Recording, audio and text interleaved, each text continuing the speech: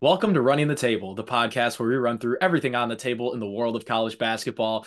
We've made it to the second weekend. Let's continue right on through the tournament. So you already know what we do. We are going to pick every single Sweet 16 game and give you who we think is moving on to the Elite Eight. Tim, are you ready to go?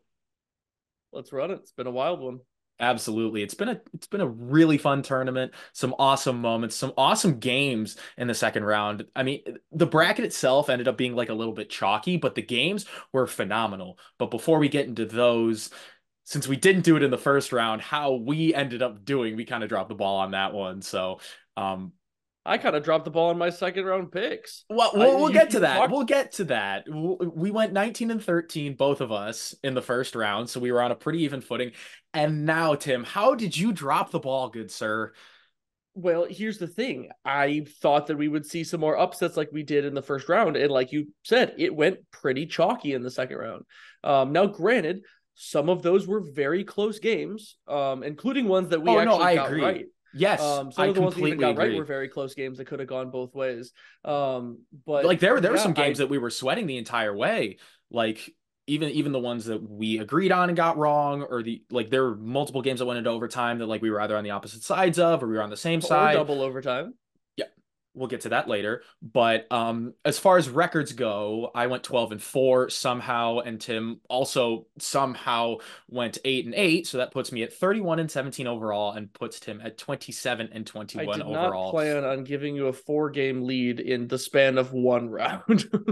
Dude, crazier things usually have. the only usually the only time that happens would be the first round, but there was just a lot of them that did not fall my way.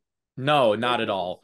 So, without further ado, let's get into the Sweet 16 picks, starting with UConn and San Diego State. UConn smacked the crap out of Northwestern 75 to 58, as we all kind of suspected. UConn just looked fantastic in this one. Northwestern really didn't have any answers. That's what happens when you run to the buzzsaw that is UConn. Your team just kind of gets shut down. And on the other side, San Diego State and Yale, Tim, I actually went back and checked because I saw that you picked Yale, and I'm like, did Tim just lose it? Were we just that tired filming second round where you just absolutely lost your Mm, mind and picked Yale? No, I went I back, mean, yes rewatched it. and no. Yeah, exactly. Yes and no. Yes, we were both very, very tired. You also had some logic, but one can surmise that you kind of lost your mind because San Diego State smacked Yale. 85 to 57 Yeah, wasn't even close. See, that's my thing about Yale. Yale wasn't a good team entering the tournament. And no, I found the Auburn game to be kind of fluky. Quite frankly, there's an alternate universe where Brown represents the Ivy League in the NCAA tournament and very true. not Yale. There's also an alternate matchup where we're talking about Oakland upsetting Auburn because Oakland's probably being jumped up into the 13 seed. I digress. Whatever. Not even close. So for this matchup, we have the all-around play of UConn and the defense of San Diego State. Um, I'm going to make this very simple. They both have the defense. Only one of them has the offense. I'm taking the one that has the offense. And besides, Big East supremacy, baby. We're 6 and 0 so far in the tournament. There should have been more than 3 teams. Put some respect on the Big East name. You know what? You can just pretty much pencil all the Big East teams are moving on for me. But as a formality, I have UConn. I understand what you say about the Big East, but the thing is if you had more than three Big East teams, you would not be 6-0 right now. You I'll put it don't that know way. that. You don't know But that, quite I don't frankly. know that, but at the same time, I know You that. don't. You can say that. That doesn't make it true. I know. But looking at this matchup, yes, San Diego State looked great in their win over Yale. To me, that means pretty little given the actual performance that Yale put up. I don't necessarily think that that was that much of a San Diego State's doing. And for UConn, UConn is just playing too well right now. Yes, San Diego State's defense is great. San Diego State is not going to be able to put up 85 against UConn. And UConn's all around play, unless we see a stinker out of UConn that we have not seen in like 2 months ish, um, it's not going to go any differently than these last ones have. So give me the Huskies. I mean, if Butler can hang with UConn, so can San Diego State in theory. But Butler didn't beat UConn, so neither will San Diego State. Let's move right along That is one to of the logic of all time. it's my logic. And do you disagree? No, you don't. So I don't disagree, but I just find it faulty. Both things can be true. Let's move on to Illinois and Iowa State. Illinois beat Duquesne pretty handily, 89 to 63. We would have loved for Duquesne's run to continue, but the offense of Illinois is just a little bit too much. And Exactly what we thought was going to happen. yeah, Illinois' that was offense was just too exactly much what to we thought stop. was going to happen. And on the other side, Iowa State beating Wazoo. Washington State put up a good fight. There's something to be said about, you know, taking the defense of Iowa State and pushing them to the brink. It was a close game throughout. Iowa State kind of widened it there at the end.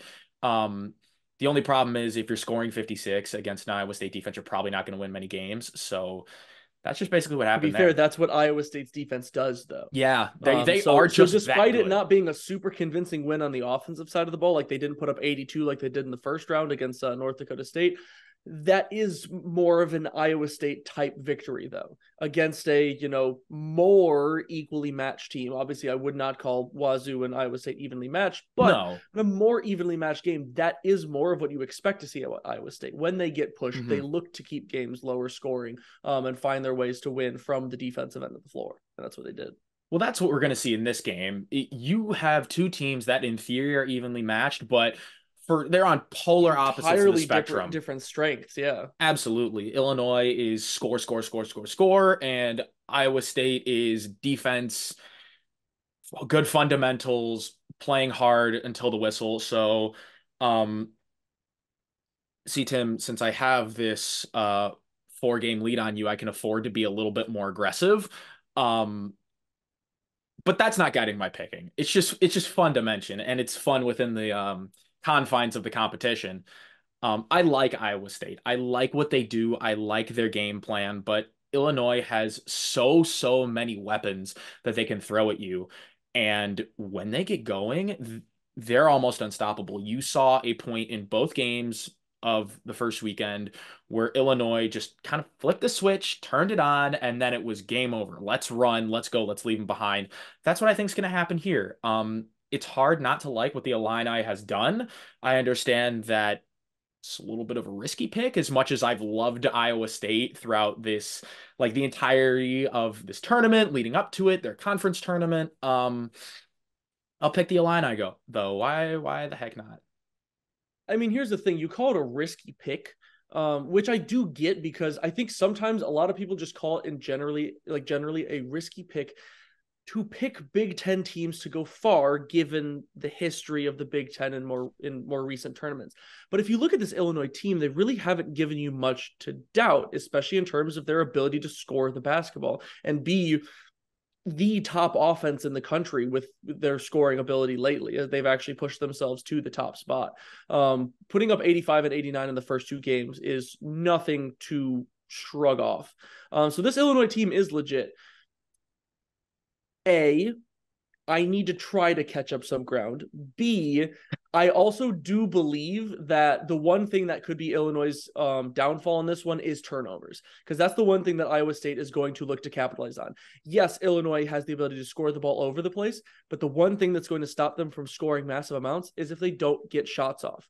And if they try to go too fast and try to get riled up by this Iowa State defense and just try to outgun them at every opportunity, you could see Illinois go 13, 15, even 17 turnovers if they really start getting shook. So I think that's what's really going to decide this one. And for that reason, I am going to side with Iowa State here, because if they're able to get turnovers, then you're going to see the turnovers turn into the opportunity for Iowa State to get points off of turnovers.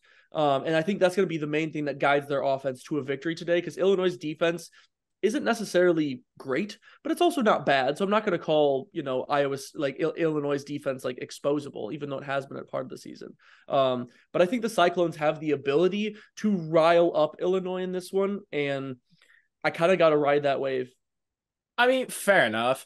Um, there's an alternate universe where I pick Iowa State, and I will not be shocked if they win by any stretch of the imagination. I certainly wouldn't be shocked if Illinois did either, because they are looking that good right now on Mhm. offense that if they can manage not to get shook by Iowa State, they will be able to outscore them, I mean, even if it is a lower scoring game.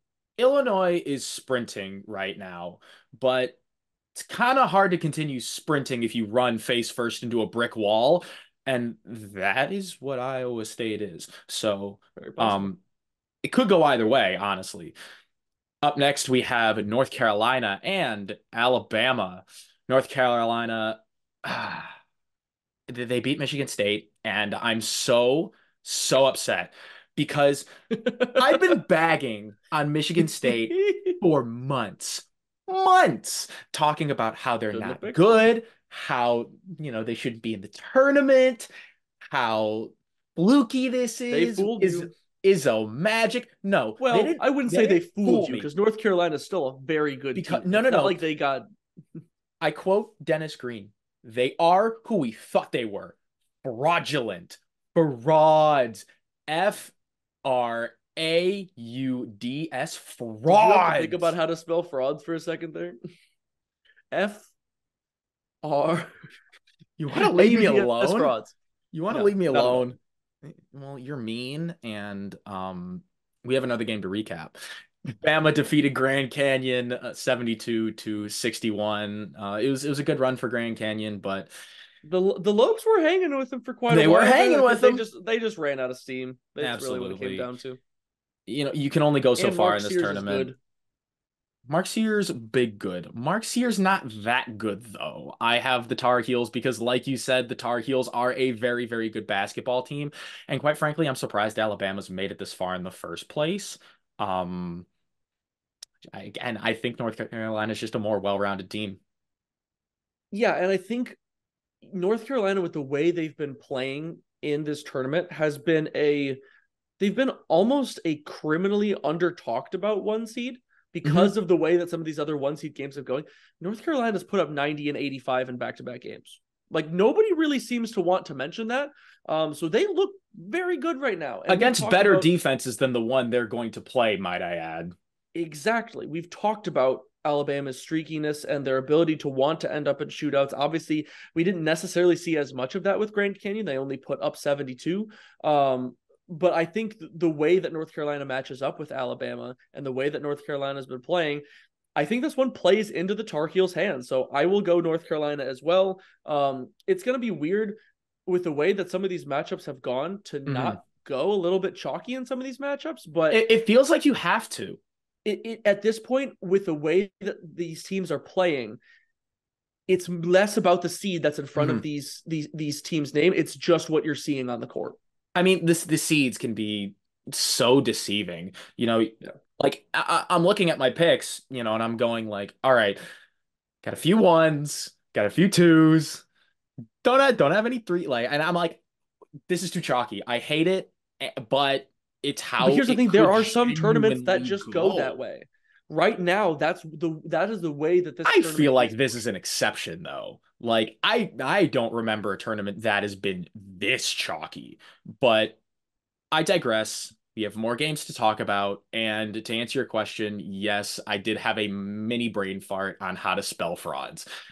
Just so I give you that satisfaction. College graduate. Hey, I'm the one with the degree here. You're not, all right? You're still working for it. So I Hey, don't I'll get want there. you I'm will not get. worried about it. I'm proud of you, Tim. You're doing great. I don't know if Thanks, you've been Dad. told today. Can we move on now, please? Keep it rolling. Clemson and Arizona. My goodness. I'm so Clemson, upset at Clemson. an upset. We did not predict this upset. We both had Baylor. Clemson won 72 to 64. And How? that's the thing. I don't know because I still don't there was a think they're point in good. time when, because I don't either. There was a point in time where PJ Hall fouled out of the game. And I felt very comfortable. I'm like, all right, cool. This is where Baylor takes over, but they just like Clemson just had guys step up, and I'm just like, you know what? Written in the Baylor stars. just wasn't hitting enough shots. Really, what it I came down to guess. is they weren't their offense just didn't really show up. And now all those ridiculous people, for lack of a better word, in the ACC get to push their narrative that they're actually a good conference, which you know what? I guess money talks. I guess you're 6-0 if you exclude Virginia, which, ACC They supporters never belonged there anyway. conveniently do. Well, But but that's here's the thing: we all said that they didn't belong here anyway, either. yeah, but they're here, so you're not gonna just rewrite history. On the other side, you have Dayton and Arizona. Arizona won in a 10-point victory, 78-68. I think Dayton's another team that ran out of gas. Yeah, again, they another one where they were fighting with them. They were looking good. They went on some stretches of their own to really make this game tight. But as the final minutes tick down, you just saw shots weren't falling. They Hmm. weren't getting to the spots where they wanted to. They were having to take difficult shots. They ended up having to foul way more than they wanted to. And Arizona literally just outpaced them and outgassed them. They had more in the tank by the end, and it showed. Hmm. And sometimes that's just the biggest factor. Who has fresher legs at the end of the game? I'm gonna make my pick short and sweet. Clemson frauds. I'm not gonna spell it. Arizona moving on. Yeah, no, I still don't trust Clemson. And what I saw out of Arizona in that last one was a game where they got pushed by an offense that, in my opinion, is, I don't necessarily want to say far superior, but definitely superior to the weapons and scoring capabilities that I think Clemson has.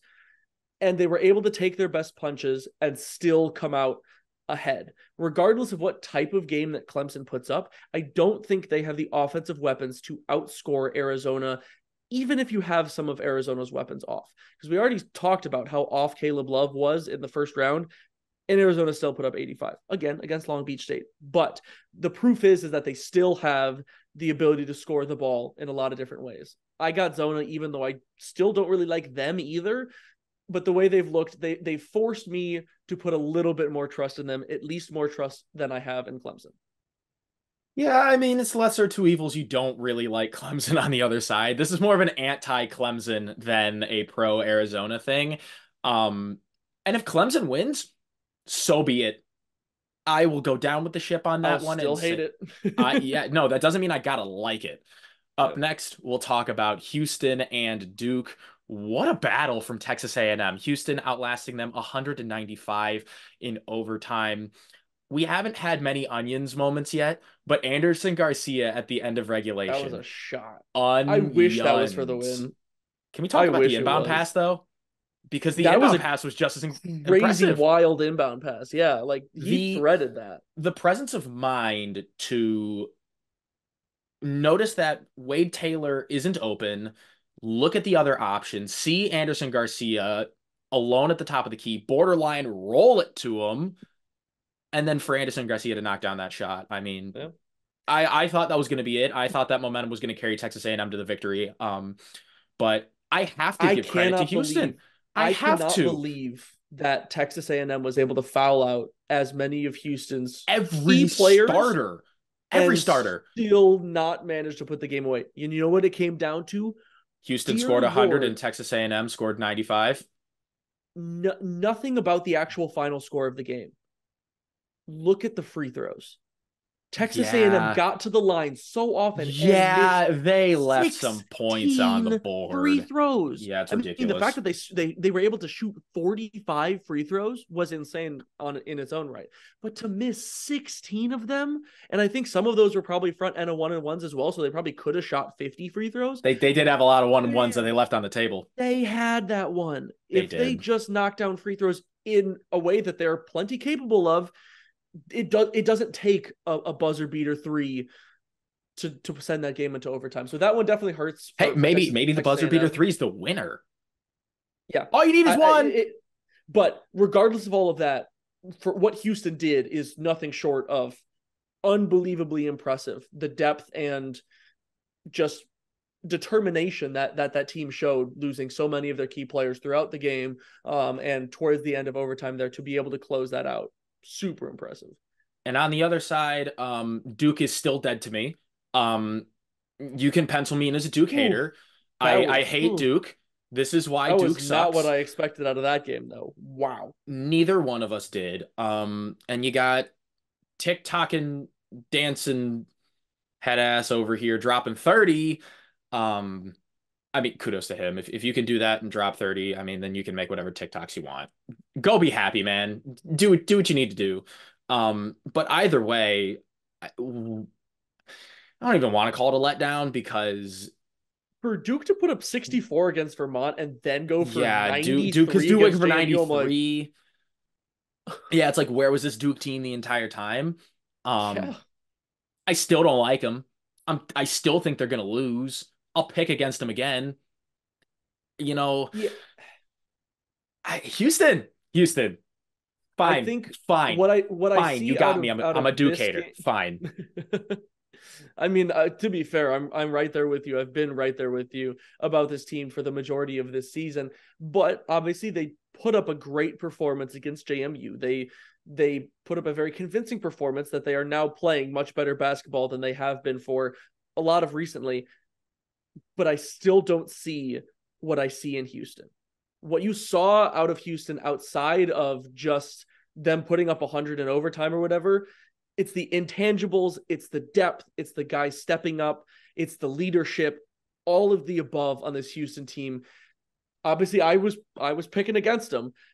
I did not see anything out of Houston like that for the rest of the year that made Hmm. me believe that they had that in them.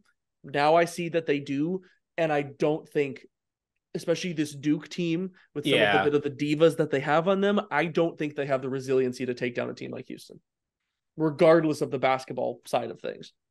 I mean, Houston, they were the number one team in the country for a fair stretch of the year for a reason, and they showed that they have every right to belong at this point. Up next, we'll talk about the matchup between NC State and Marquette. Two fantastic second round games. NC State getting pushed to the brink by Oakland. So Trey close. Townsend, Jack Golke almost did it. They were so darn close, but This was no one that really hurt me no because I dice. really thought they had them. And I really wanted to see Oakland push on. Yeah, it would have But been for any team to beat them, I'm glad for it to be NC State though, because I still yes. really like NC State in the way they're playing right now. It's still super fun to see them in the Sweet 16. Hmm. So it's not like they got beat. Like for instance, if Duke It's beat a them, then I'd win-win. be really upset. Yeah, sure. I mean, you It's have not a two. blue blood beating a again, in the words of Jack Golke, not a Cinderella. Yeah. Um, Yeah, but I you mean got not a they Cinderella battled in against a that bid one. stealer. Yeah. So they absolutely did battle them. And on the other side, Marquette defeated Colorado just by the slimmest of margins, at least comparatively to the rest of the games, because we had a lot of blowouts and we actually had a close game to the finish, 81 to 77. Proud of the boys in Chaka Smart. You made it out of the first weekend. You survived this time. Yes. Colorado fought. I'll give it to them. I mean, I really was hoping that they were going to be able to pull this one out, and they gave them a battle the whole way. They were able to do enough to stay in it, but again, it was another situation towards the end there where shots just didn't really fall at the right time. They kept themselves right in it, but Marquette found ways to score towards the end there where Colorado fell short, and you get one or two possessions go the wrong way, and all of a sudden you're out of it right there at the end. So it really came down to the wire. I give a lot of credit to Colorado. They, in my opinion, are as good of a team as I played them out to be in terms of the way that they performed here in the tournament. I feel validated in believing in them, but they just kind of fell on the wrong side of this one. Yeah, they fought hard, played well, gritted through the first round, almost got through the second round, but we're talking about the matchup NC State and Marquette and not NC State and Colorado. Although that would be far more exciting from a seed perspective and a little relief to get away for some chalk. But as far as who we think is going to move on, I already gave up my prediction, Big East supremacy. I think Marquette's moving on. I'm not sure how NC State's going to deal with Shaka Smart's offense and the weapons and the playmakers that they have. Because what happens with Marquette is even if you somehow manage to shut down Tyler Kolek, which good luck, you have guys like Oso Ighodaro, Cam Jones, David Joplin that will step up at any point in time and give you absolute buckets. Um, Gotta roll with my guys. And Tim, before you start, I'm gonna make a prediction about your prediction. You're going upset here. You're picking NC State. Darn, I must be getting really predictable now. What it comes down to for me in this one is I it's a very weird comparison, but I see aspects of this game and some of these matchups that could tie into how Purdue was able to beat Marquette. Biggest thing that comes down to is I would References like to to see NC Purdue. State. Well, I would like to see NC State use DJ Burns to attack Iguodaro and see if they could get Hmm. him in some amount of foul trouble. And when it comes to the rest of the guys, yes, you're not going to stop Tyler Kolek. What Colorado found that out because their entire plan was to stop him from going right, and he said, "I'm just going to cross back over and go right again." So it's incredibly hard to keep Tyler Kolek from doing what he wants to. But I am less worried about containing Tyler Kolek than I am containing the rest of their weapons, especially from the 3-point line, namely Cam Jones. He has been doing an exceptional job of essentially just finding his spots when he is able to stay in the game and keep out of foul trouble, and just be a weapon from the outside. And once you have to respect him from the outside, then he's able to go elsewhere. So I'm hoping, and what I'm banking on is the fact that NC State can obviously continue the role that they've been on, but also utilize some of those individual matchups to take certain guys out of the game with foul trouble, like Purdue was able to. And obviously Purdue still battled with Marquette when they played. So I expect this one, regardless of the fact that yes, it can very easily go both ways. I expect this one to be another one that is a battle down to the last 3 minutes. As long as NC State is able to, keep some of the ways they've been able to succeed in these last couple of games going. But everything that they've showed in now the last 7 games, they have been able to step up to the challenge each and every time. And again, with some of these ones where you're able to get some more rest, I like the fact that I don't think they're going to lose steam necessarily. They've got the chance to get some break. I'm no longer worried about them, playing so many games in so many days. So I don't know. I gotta do something that's not so chalky in this one, even if it sends me further down in a Yeah, hole. It's I what I feel want to see, weird and I doing don't. Again, that. like you said, I don't like going so chalky. So if there's anyone that I think could do it, and I would also like to see it happen, I would love to see That's the NC State important move on to second the Elite Eight in element this one. because you know, Sometimes it's more fun to pick what you want to see than what you think will actually happen. those are all of my picks ever, Tim. That's like half my logic. So This is true. you know darn well I That know is what your that's calling like. card. It is my calling card. Expect the unpredictable because I'm not, unlike you. Expect what Drew wants to see. That's what Drew does. Hey, I use Speak it so into existence. Drew uses the manifest strategy. that makes it sound like I just don't prepare for these things at all, and I just go, Mm-hmm. who would win in a fight? A golden eagle or a Well, wolf pack? you're not doing mascot picks, but sometimes you really are just like, I like this team. They're gonna win. I'm sorry, does it or does it not work? On Some occasion it has, but a lot of times it also hasn't. You just like to ignore those ones. Yeah, that's what we do. We hammer the games that went right and we ignore the games that went wrong. Um, but moving on, let's talk about Purdue and Midwest Gonzaga. region. Yay, our final region. I think this is going to be the most exciting region in the entire Sweet 16. I really think that it will be. We have a chance to watch two You talk excellent about the games. talent between these 4 teams. Oh man. There's not many seasons when you're talking about 4 teams and Gonzaga is the least talented of the bunch. That alone should tell you something. But about how these teams got here, Purdue put a good walloping on Utah State in the second That's an round. understatement. I'm sorry, can I be nice to Jordan Love's school? He is my quarterback. I want to talk good things about his school. No, and it's nothing against Utah State that Purdue did that to them. Everything worked for Purdue. There Oh my wasn't goodness. anything that Utah When was State the could last do. time Purdue put up triple digits in a regulation game? There's some of the mid-major games. I think there was at least one or two that they played this year that they put up 100. But Games that matter when they're not playing Mississippi College for Women. Looking at you, McNeese State. no, I mean, That's a real I game that happened. McNeese beat the Mississippi College for Women like 96 to 23. Look it up. That happened. Okay? in men's basketball, Correct. how does that work? Watch the film. Swear to God, it happened. But that's Please, someone explain to me. Explain not to the me in the point. comments. Please, someone help. I am confused. Mississippi College for Women allows men into the school. Then it's not a college for me. Look, Moving along. you need to stop, sir. You need to hop Hey, off. You need to hop off the train and hop on the train of you the brought Boilermakers. it up. But here's the thing though. Gonzaga also looked really, really good in the second half against Kansas. They went Yeah, into that halftime down one against Kansas, and they just turned it on in the second half. I don't know what exactly it was that caused them to start limiting Kansas so what well, and their shots started falling. counterpoint was it Gonzaga playing well or Kansas running out of steam? Because Here's the that is thing. not the first time that has happened. We talk about Kansas's depth, and it almost bit him in the ass in the first round against Samford. They were up kind of comfortably, and then they got up really comfortably, and then Samford started chipping away, chipping away, chipping away. Yeah, Um, I'm willing to give Gonzaga a little credit, but given what Kansas has shown, are we shocked that that's how that game went down? I'm not. I'm not necessarily shocked that Gonzaga was able to pull away. I'm shocked at how fast it was Kansas 1 point lead to Gonzaga up 20 in the second half.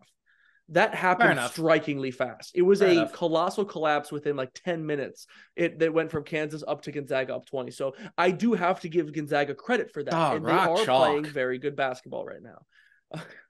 But here's the thing. I mean, we've seen this Predictions. matchup before. Who you got? Who you got? For Train school or West Coast Conference school? we've seen this matchup before. Purdue was able to beat Gonzaga by 10. It's two teams that are both playing significantly better than they played at the time. But right now, the all favor has to go to Purdue if they can even play an ounce of what they were able to put up against Utah State. I will play the mascot game with this one. You have a train and a bulldog. Who wins in that battle? Please don't imply the scene that I think you're implying. PETA, I swear, we are just saying that a bulldog would not be able to do any damage to a train that is sitting still, right? Yeah, that's what we're implying. Before I say anything that might get us canceled, I also have Purdue. Yeah, I think we'll leave it at that. Let's move along. Did you expect anything else anyway? Tim's the Purdue guy, and I also somewhat kind of like Purdue now, You so are a Purdue enabler. I guess I do enable your shenanigans on this channel. The final game of the Sweet 16 pits Creighton against Tennessee. I think this is the best matchup out of the entire field. This one's This going to be crazy. this is going to be a heavyweight fight. Creighton landed an absolute knockout blow against Oregon in double overtime, which what a finish there. The dynamic duo of Jermaine Cousinard and Nafeli Dante just ran out of steam for Oregon and Creighton. You have your big four that stepped up. As soon as, especially in that second overtime, you think someone's covered, like somebody else makes a big shot. Trey Alexander sends the game into overtime, right? And then you have Steven Ashworth hitting big threes down the line. And then you have 7'1" Ryan Kalkbrenner up a score, pulling up from the wing, like stand Yeah, up because he can shot, hit him from out there. and he knocks He it can. down. He can. I'm not gonna lie. I thought It was a bold decision to do it at the it time, was a but really bold shot. I did not think he was gonna pull it, but he did, and you know, onions. That was huge. So, I mean, Creighton, when it mattered most, they looked good, and they defeated an Oregon team that was better than we gave a lot of we gave them credit for. hey, Um, I would like to well, say though, similarly to Colorado, I you believed did in see Oregon that and they coming. proved me right. So it's another team that I am proud of their performance. They They took they it to they Creighton, flew and under my radar. They did not fly under yours. Let me make that very clear. yeah, I mean they were a team that had the pieces fit together at the right time, and they showed it in this tournament. As much as I thought they were going to play, very well and be able to push some teams, I certainly didn't see the dynamic play of Kuznard. That dude just went off. It's a shame that he wasn't able to move on, because I think he's a player that was massively overlooked, and he really stepped it up. But you know, again, Creighton is just that good, and they took every single one of Oregon's best punches and still managed to put up obviously a super convincing double overtime to Mhm. then win it by 13, which is not what you expect to see in a double overtime game. So again, hats off to Creighton. They really did everything that they needed to do in a game that could have easily slipped out of their fingers. And on the other side, you have Texas and Tennessee. Texas took it to them. Texas gave them a battle. It ended up being a lot closer than I thought. Me too. I was a little bit nervous at the end, but the Vols got it done. 62 to Yeah. 58. A bit less offense than I would have expected from these two teams. I did Yeah, I I did also not think that Tennessee likes playing that defensive game though. So also given how Texas has looked thus far going into that game, I wasn't necessarily surprised that Texas wasn't able to put up more. I thought it was going Um, to be higher scoring than that though. I yeah, but did not Tennessee's think it defense was is going to be really good. 120 total points. No, they're both True. they're both really good, which is what makes this matchup so tough for me because I believe that either of these teams can go on and win the national championship. That is how high I am on both teams. The star power on both sides, the coaching of both sides. Um, I don't want to say the depth because there's not really It's not that. the depth on both sides. Yeah, it's that's really the kind of the limiting factor. Actually, I But would almost call it the limiting factor of both teams in a way, because what I've seen out of Tennessee is they don't often get a ton out of their supporting cast necessarily either. well, Creighton just chooses not to. Creighton just plays their Correct. guys until the wheels fall off, and Yes. the wheels never fall off, which is what makes Creighton so darn good. They got some titanium wheels, I'll give them that. Theoretically, the strategy works. If you keep your best players on the It court works until it doesn't. all the time, you should win more games than not, especially when you have a starting five, well, four, and whichever fifth man just so happens to be out there. Um, that's a really good unit. I feel like Creighton, anytime they're on the floor, you got their big four. It's like the Beatles, and then you just have like a random platypus next to it. Just a little out of place. You know what I mean? But still there, but still in the they're still in the picture, still in the frame, just a little bit out of place from the rest of them. I would range to say that if you put a platypus on stage with the Beatles, it'd be a little bit more than a little out of place, but I see the vision. So I'll give you that. Really, Creighton just, again, they look like the team that we thought they were. They are a very impressive unit. Tennessee, they look very, very good. But if there's anything that I think will be their downfall, it will be if you don't get a stellar game out of Dalton Connect, can you keep up with the offensive firepower of Creighton? Because of the way that Tennessee scores, I don't think they're going to be able to score in some of the ways that, for instance, their defense is able to get on a lot of other teams against a team like Creighton. So I think what might be their downfall in this one is if they can't turn defense into offense that much, can their set offense do enough damage to Creighton to outscore the likes of that big four? And I think I that's going to be a think not. problem. That's going to be a problem because Creighton is a very smart team. They're a very well coached team.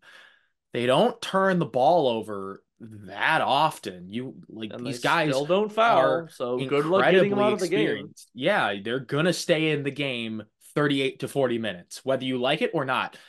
Deal with it. Um, I think Tennessee can win this game. I see a world where it happens.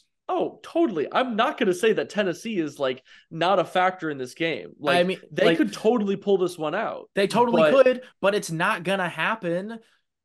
Big it just East, it three doesn't teams it doesn't advancing to the feel Elite like Eight. that. No, not at all. This is not the point in time where Creighton runs out of gas. Yeah, I mean, you don't think that way until they maybe do.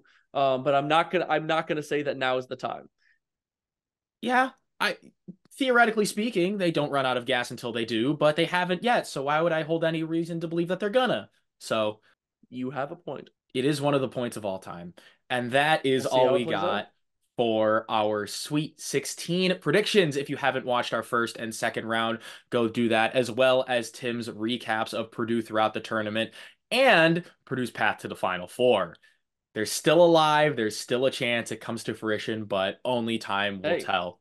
and everything that I've said on the other side of this region has pretty much come to fruition. So And you can preview a potential matchup between Purdue and Creighton or Tennessee. Tim does talk about that, which would be oh so good. If you want us to talk about anything else, let us know. And until next time, we out. The Beatles and a platypus. What the hell was I talking about? That's a great question.